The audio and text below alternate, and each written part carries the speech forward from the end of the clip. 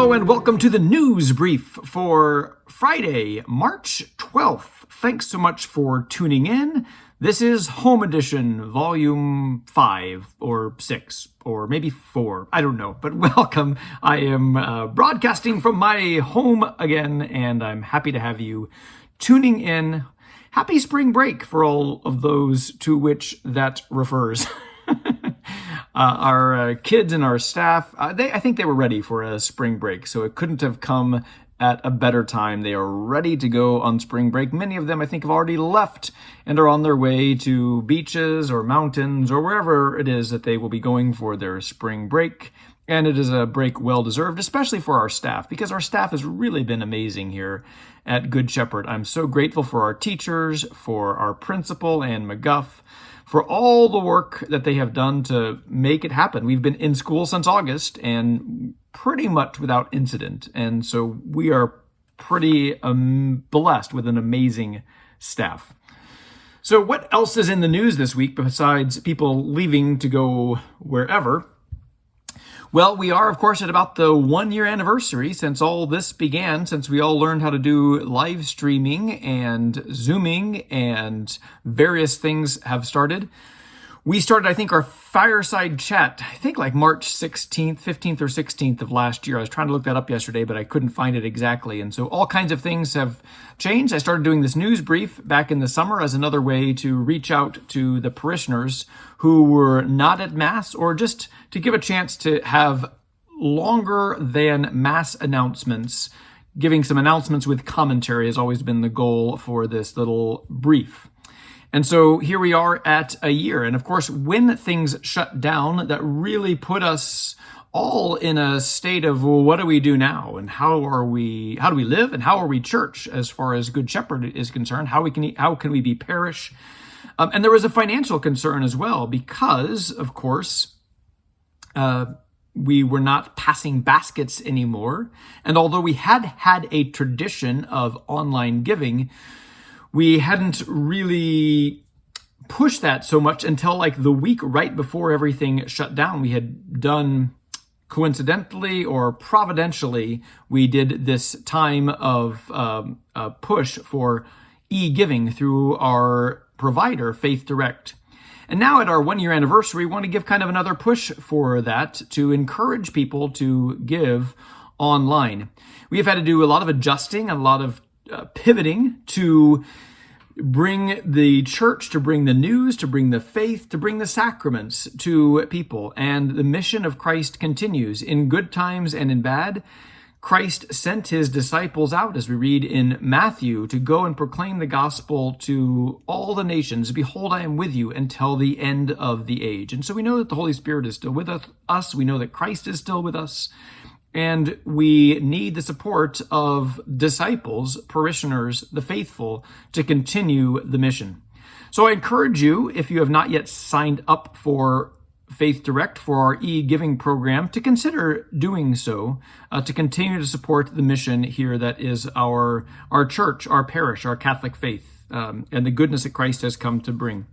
So here's more information about how you sign up for that. It's really easy. It's what I do. This is what I do but it's true. I signed up for Faith Direct. I started doing that because the baskets didn't used to come to me anyway, and I wanted to make sure that I had a way to give. So consider giving through Faith Direct. You can make an ongoing giving. That's what I do. And then you can also make particular gifts as well. So just a reminder that that is our online giving program, and I invite you to please enroll in that if you feel so called. In other news, we have the food truck. Again, we want to continue our generosity. Good Shepherd has a great history of generosity here for Catholic Charities, and the food truck will be here next weekend, March 20th and 21st. So please help out. There are many needs. As it says here, there's pasta salad, rice, peanut butter, cereal, oatmeal, canned meat, etc.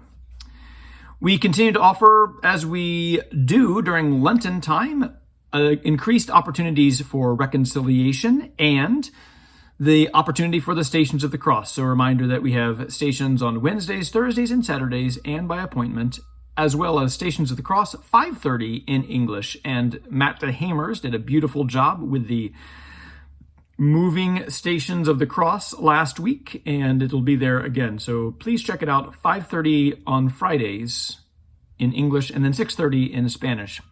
People sometimes ask, if I missed something, can I see it later? And the answer is yes.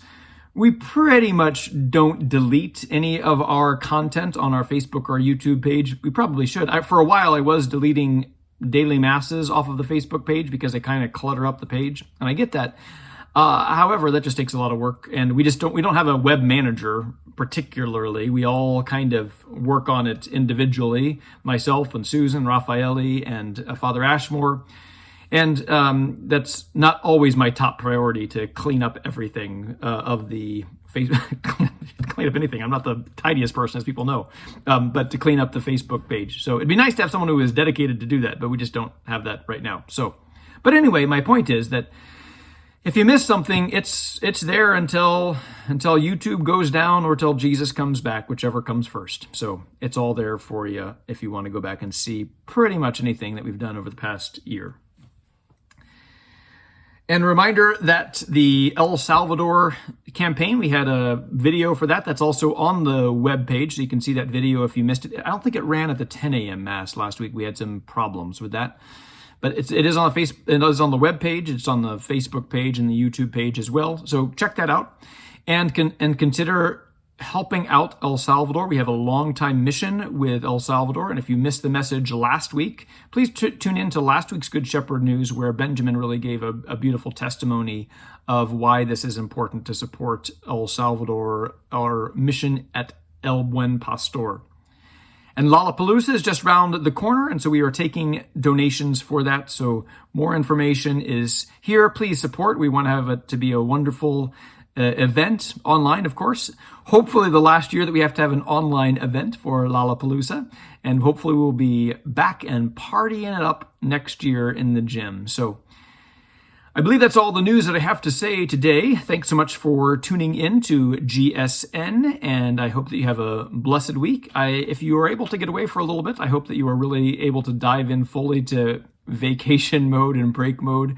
I really am an advocate for making sure that we take our time. I encourage all of my staff and other people, log off your business email and stuff. Really take that time, because it's important for us to have those breaks and to be away. Back in the day when we didn't have email or cellular phones or whatever, people couldn't get a hold of us, and that was a blessed time. So it's good to be available, but it's also good to be disconnected. So I encourage you to take that time to disconnect and take a moment to watch the sunset, watch the sunrise, watch the beauty of God's creation, those things that have been going on for thousands of years.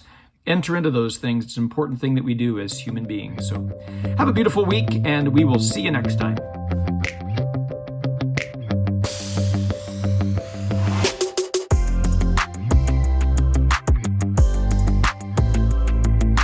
GSN for Friday. I wonder what day it is. I think it's the 12th.